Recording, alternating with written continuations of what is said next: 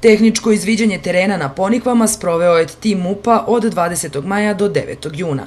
Bomba tip MK-84, teška 1 tonu, eksplozivnog punjenja 450 kg, otkrivena je 8. juna. Tokom otkopavanja smo utvrdili da je bomba bez eksplozivnog punjenja koje je tokom dejstva, znači nepravilnom detonacijom, to je deflagracijom uništeno i uklonjeno, tako da je sada ona bezopasna i samo telo bombe će biti uklonjeno i odneseno i ceo teren će biti bezbedan. Projekat tehničkog izviđanja je završen, a rezultati sa još jedne sumnjive lokacije se očekuju. Preostali zapadni deo piste biće proveren u narednih 10 dana, nakon čega će se dobiti sertifikat da je prostor oko piste bezbedan. U planu je da se početkom septembra otvori letelište za male avione. Pa opremu imamo u operativnu kontrolu leta.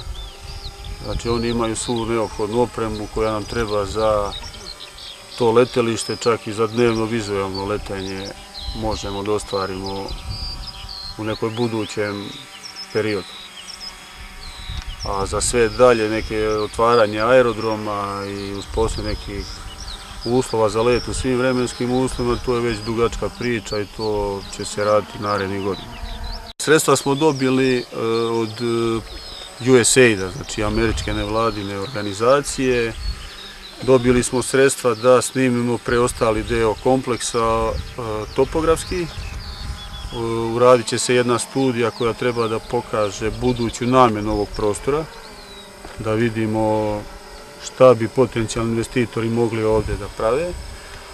A na osnovu te studije i tog topografskog snimanja, grad Užice i aerodrom Ponikve će imati obavezu da urade plan generalne regulacije za ceo kompleks, kako bi potencijalnim investitorima se od sutra obezbedilo da mogu da dobiju lokacijsku dozvolu, znači da mogu da krenu sa radovima. Novac za prvu fazu čišćenja obezbedila je ambasada Sjedinjenih Američkih Država u iznosu od $300.000.